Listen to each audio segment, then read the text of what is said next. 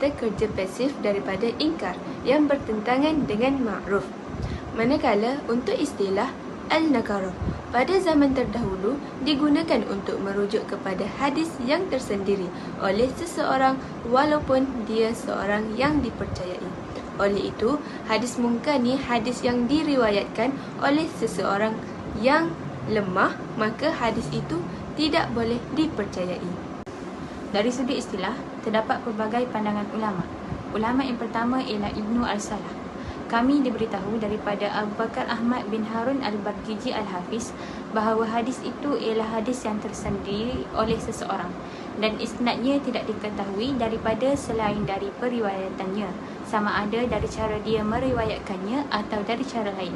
Maka Al-Barqiji menggunakan istilah itu tanpa memperincikannya. Penggunaan istilah untuk memberi hukum terhadap hadis yang bersendirian dengan penolakan atau al-nakarah atau kelainan yang ada dalam banyak penulisan ahli hadis. Jikalau seorang perawi sahaja yang meriwayatkan hadis, maka hadis tersebut adalah munkar.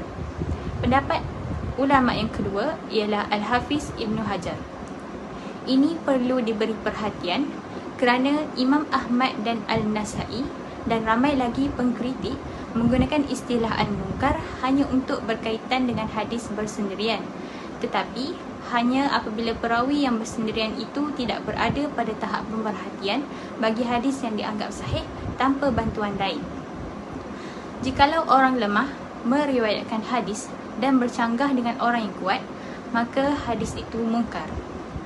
Pendapat ulama yang kedua ialah daripada Al-Dhahabi. Ia ialah apa yang disendirikan oleh perawi yang lemah, malah perawi yang jujur yang bersendirian juga boleh dianggap sebagai al-munkar. Secara ringkasnya, jikalau perawi itu jujur tetapi ingatannya lemah, hadisnya tetap menjadi munkar. Seterusnya, Ibnu Jama'ah. Ibnu Jama'ah mengatakan bahawa hadis munkar ialah apa yang disendirikan oleh seseorang yang bukan dipercayai dan bukan tepat.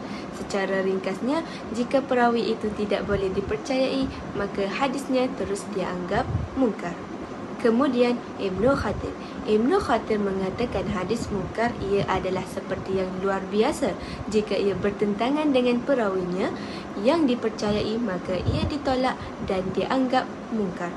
Secara ringkasnya, jika hadis itu bercanggah dengan hadis sahih, maka ianya munkar. Akhir sekali, Al-Hafiz Ibnu Hajar.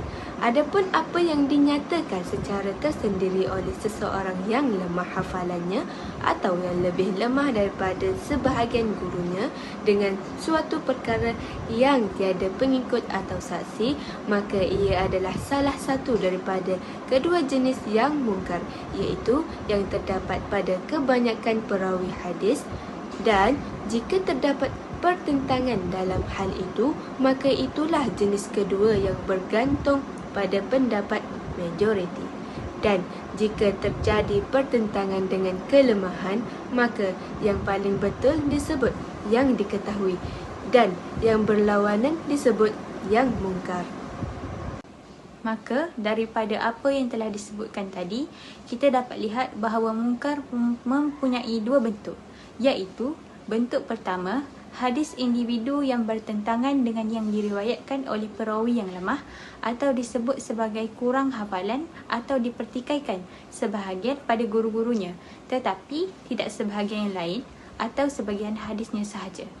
Secara ringkasnya, hadis dari perawi lemah bercanggah dengan perawi yang kuat dianggap munkar.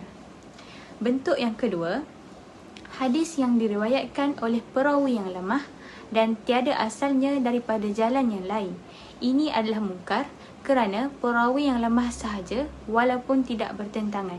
Secara ringkasnya, jika ia diriwayatkan oleh seorang perawi yang lemah dan tiada langsung sokongan dari riwayat yang lain, maka hadis itu dipanggil hadis munkar.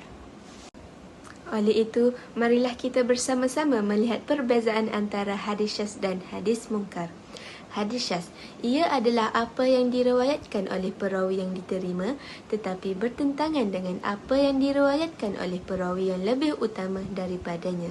Secara ringkasnya, hadis ini perawinya boleh dipercayai, akan tetapi ia bercanggah apabila percanggahannya itu lebih kuat.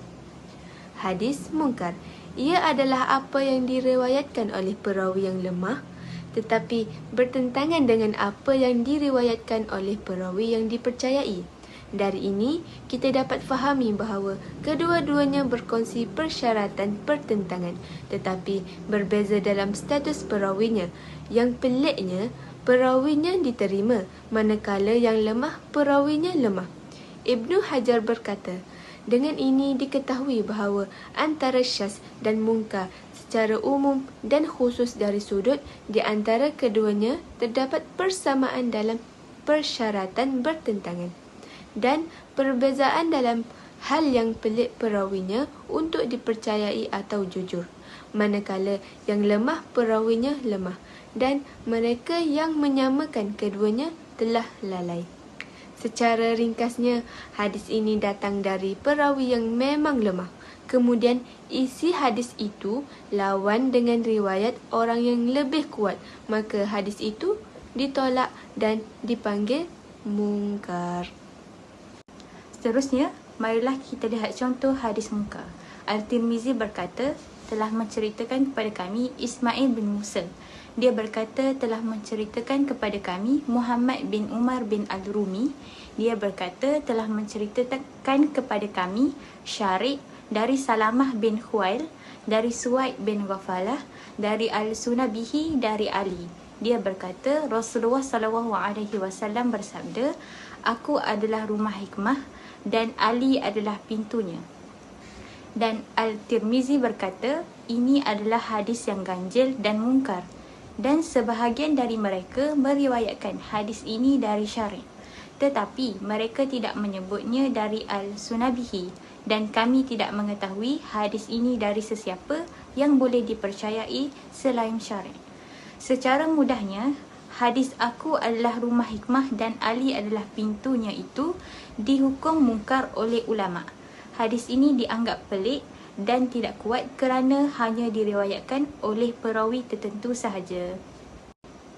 Seterusnya, darjat hadis yang ditolak. Hadis mungkar sangatlah lemah dan selepas yang ditinggalkan dalam tahap kelemahan yang amat teruk. Kesimpulannya, hadis mungkar ini sangatlah lemah dan tidak boleh digunakan sebagai hujah.